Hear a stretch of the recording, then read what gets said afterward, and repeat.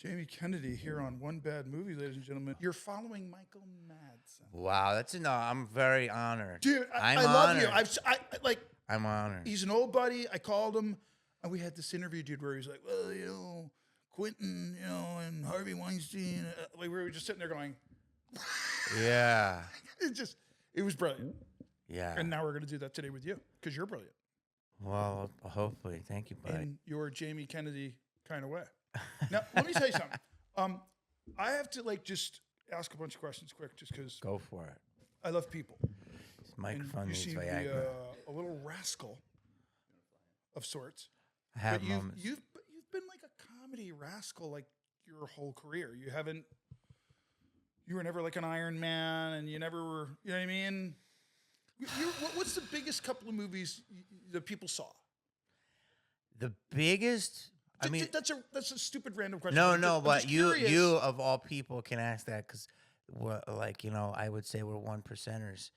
In the 90s to 2000, Yeah. I was in Auteurland, the best of the best. Right. So I was in, Romeo and Juliet, Enemy of the State, Three Kings, As Good as It Gets. Enemy is In Boogie Nights, but couldn't do it. Got the role to have sex with Heather Graham in the limo. That hurts my soul to this day, but it conflicted with As Good as It Gets. And I begged to make it work, the line producer. But long story boring Heather is... Graham, you said. Yeah, I know. Roller Girl. With Burt Reynolds beating my ass. I lived on Highland Boulevard by Highland across from the Best Western, and I had gotten Romeo and Juliet, came from Scream, and then I was like, I gotta get to do this Boogie Nights, and my managers just couldn't work the dates. But I know. I was like, there was dreams, but... No, but it's cool that you were in like a run of amazing films. Amazing. And then you're like, I think I got to be in that Boogie Nights. That's awesome. Oh, it was amazing. So then those were like my acting, and then but people told me I was funny, and I did stand up, and I just said I started getting my own movies. So to answer your question is Scream. Right. It's the biggest. By franchise. now is the biggest I've ever been. Yeah, it's massive. Massive. And you just Malibu. did one a couple of years ago. And Malibu too. Right. Scream 2022, right? Yeah, 2022 came out, and it just reinvigorated. It just literally gave it a blood infusion of and I wasn't in the movie, but I was in the movie because there's pictures of me in it, and we all did a voiceover. The directors called us all up, and we did this little Easter egg. So I would say now Scream is the biggest thing I've ever been a part of. But Malibu sneakily comes up there. But dude, As Good as It Gets, I think won Best Picture or was up for it. Right. And it made $300 million, but it's a huge movie. I had a couple scenes in it.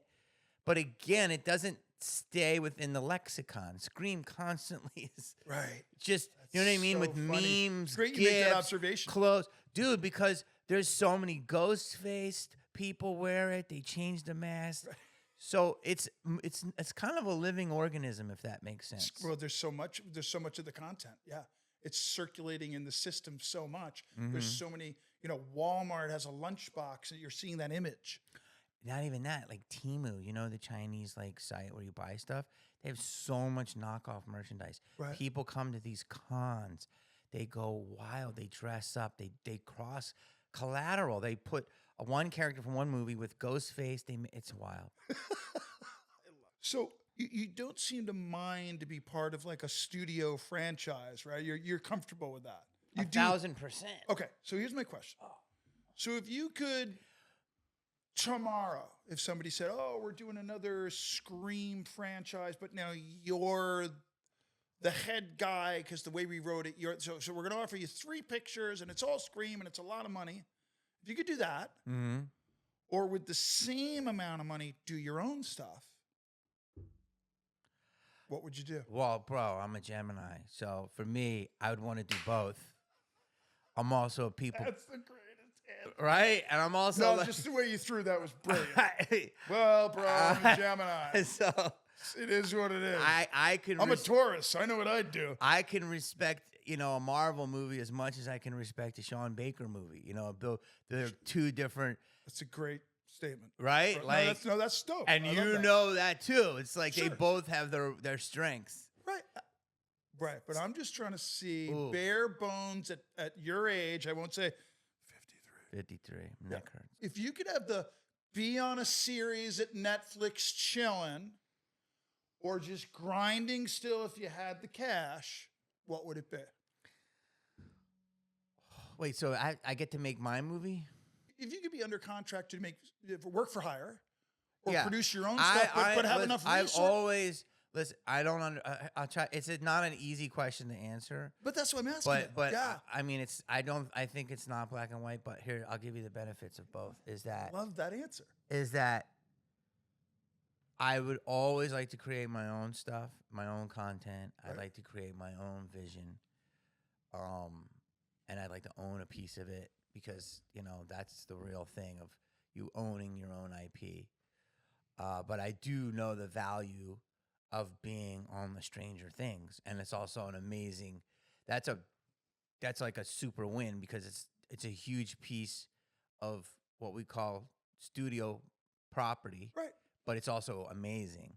Okay. So it's like, yes, if it's the right thing, I would love to do that. But if it's something that I'm dying to make and it's my own, I would like to do that. I much more would rather do my own stuff. But your answer was, go ahead. I would like to do my own thing. It's very hard. I'll tell you this.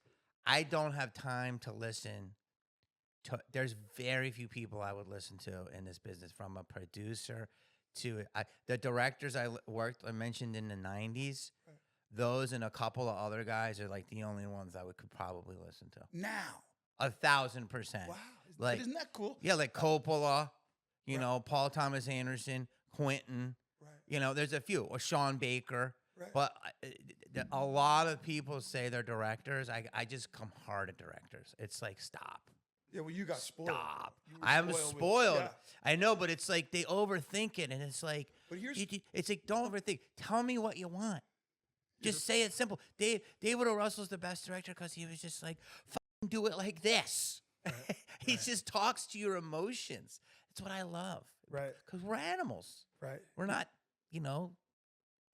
horn Robots, rimmed. yeah. Yeah, But what's funny too is I was thinking about, I was looking at your stuff and just what the conversation could be talking with you, and I realized, at my age now, doing what I want to do, I really don't know what I want to do. I want to make stuff that makes me laugh. I'm at my age, I got a granddaughter. Like, I just want to do stuff if I can, if it puts food on the table. Amen. But I also think, just because of what you just said, right? I worked on The Usual Suspects. I worked on Born on the 4th of July. I worked on these movies. Oliver Stone. Wow. Brian De Palma. Yeah. I meet kids today and I'm like, Brian De Palma, and they're like, yeah, that's a frozen food at the Whole Foods over there, right? Is he a TikToker? Is he a TikToker? I think I see his snaps. Check this out. Now I'm wondering, are you and I just victims of a decade? Are you and I just like, no, seriously. Of greatness? But seriously, like here we are, these 25, 30 years later going, it takes saying to somebody, no, the Flintstones, Viva Rock. No, that was John Goodman. Viva Rock Vegas. It was me and it was the prequel.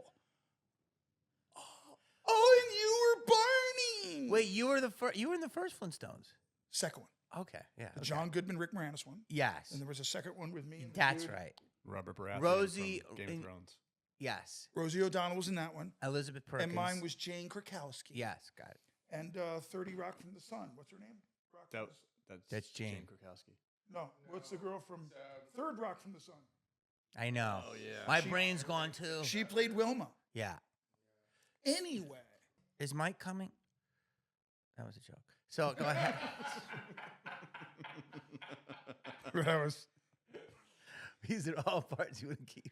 I was saying Go ahead. that I think as a result of, well, listen, I'm just meeting you, and I think you got a call a spade, so to speak. So you worked within a 15-year period on unbelievable projects. And me too. You worked on more cool. No, dude, your resume is insane. No. Okay. Well, I'm very fortunate, and you're very fortunate. Praise God. Amen. You're right. So but my point is, born in the 4th of July. Come on, bro. But the point is, you just listed people you'd be comfortable to work with now, and it's from back then.